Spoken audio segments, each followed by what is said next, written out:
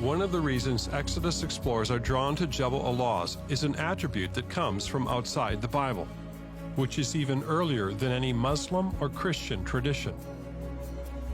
Never hear the critical scholars ever mention this, is that you have two very early Jewish witnesses. You have Josephus and Philo.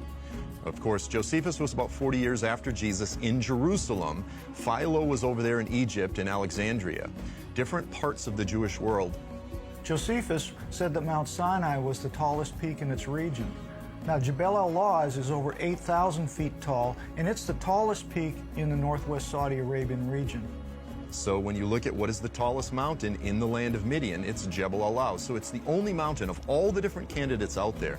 It is the only mountain that has this very ancient Jewish tradition that says this is the real Mount Sinai. But what about the rabbinic tradition that says Mount Sinai was a relatively low mountain as opposed to a high mountain? The Jebel al-Lawz range fits this aspect as well.